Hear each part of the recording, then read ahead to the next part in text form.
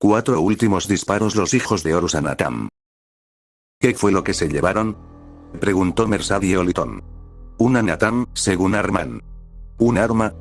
Nosotros no la cogimos, dijo Loken, despojándose del resto de su abollada armadura. No nos llevamos nada. La matanza fue por nada. La joven se encogió de hombros y a continuación sacó un fajo de papeles de su vestido. Eran las últimas creaciones de Kakashi, y ella había ido a la sala de armas con el pretexto de entregarlas. En realidad, tenía la esperanza de averiguar qué había sucedido en Shenobbia. ¿Me lo contará?, preguntó. Loken alzó los ojos. Había sangre seca en su rostro y manos. Sí, contestó. La batalla de Shenobbia Principis duró hasta el amanecer, y sumió en ella a gran parte de la ciudad. A la primera señal de disturbios, incapaz de establecer contacto ni con el Señor de la Guerra ni con la OTA, Abaddon y Aximand habían movilizado a las 2 compañías de lobos lunares acuarteladas en el Extranus. En las calles que rodeaban la zona del complejo, los interexianos tuvieron su primera experiencia del poder de los astartes imperiales. En los años venideros tendrían muchas más. Abaddon estaba colérico, tanto que Aximand tuvo que refrenarlo en varias ocasiones. Las unidades de Aximand fueron las primeras que llegaron hasta el asediado Señor de la Guerra en la terraza superior situada cerca de la Galería de los Artefactos, y se abrieron paso hasta él a través de la orinata del ejército de Naud.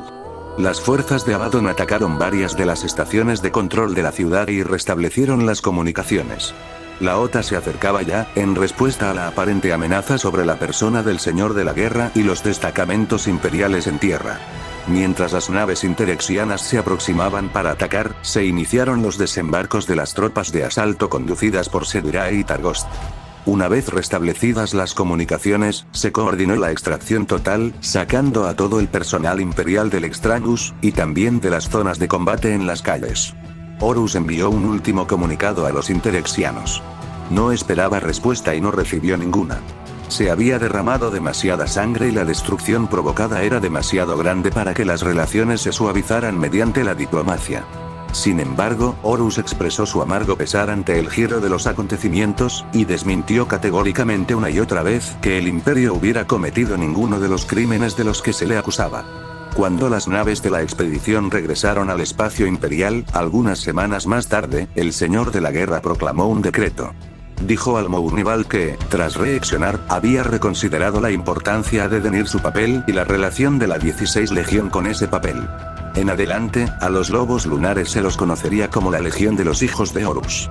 La noticia fue bien recibida.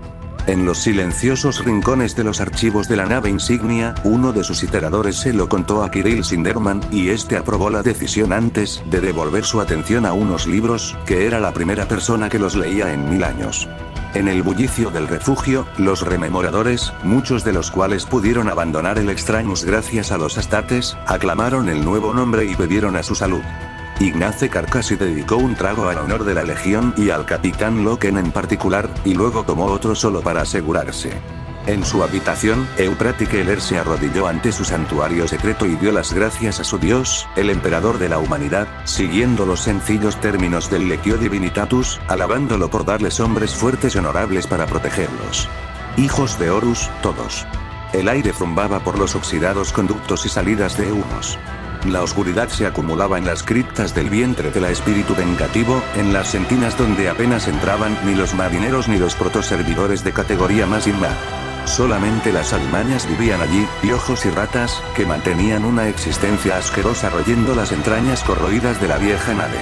A la luz de una única vela, el hombre sostenía una extraña espada en alto y contemplaba cómo el resplandor centelleaba en el lodo. La hoja era ondulada en los bordes, gris como pedernal pulido, y rejaba la luz con un destello que recordaba al diamante. Un objeto magnífico. Un objeto hermoso. Un objeto que podía cambiar el cosmos. Percibía cómo respiraba en su interior la promesa que contenía. La promesa y la maldición. Poco a poco, Erebus bajó el Anatam, lo colocó en su cofre y cerró la tapa. ¿Y eso es todo? Lo intentamos, dijo Loken. Intentamos establecer un vínculo con ellos. Fue un intento valiente, noble. La guerra habría sido más fácil. Pero fracasó. Sí, añadió. Loken había cogido el polvo de pulir y un paño y trabajaba en los arañazos y muescas del peto de su armadura, a pesar de saber perfectamente que las marcas eran demasiado profundas en esta ocasión y que tendría que llamar a los armeros. ¿De modo que fue una tragedia?, preguntó ella. Sí, dijo él, pero no fue culpa nuestra. Jamás me había sentido tan seguro. ¿De qué? Horus, como señor de la guerra. Como representante del emperador. Jamás lo puse en duda, pero al verlo allí, al ver lo que intentaba hacer, jamás estuve tan seguro de que el emperador efectuó la elección correcta. ¿Qué sucederá ahora? ¿Con los interexianos? Imagino que se harán intentos de obtener la paz. La prioridad será baja, ya que esas gentes son algo marginal y no muestran ninguna inclinación a involucrarse en nuestros asuntos. Si la paz fracasa, con el tiempo se preparará una expedición militar. Y en cuanto a nosotros, ¿se le permite decirme cuáles son las órdenes de la expedición? Loken sonrió y se encogió de hombros. Hemos de encontrarnos con la 203 flota dentro de un mes, en Sardis, antes de iniciar una campaña de acatamiento en el sistema Caíades, pero por el camino efectuaremos un breve rodeo. Tenemos que resolver una pequeña disputa. Una vieja cuenta, si lo cree. El primer capellán Erebus ha pedido al señor de la guerra que interceda. Llegaremos allí y nos marcharemos en una semana aproximadamente. ¿Interceder dónde?, preguntó ella. En una luna pequeña, respondió Loken. En el sistema Gavin.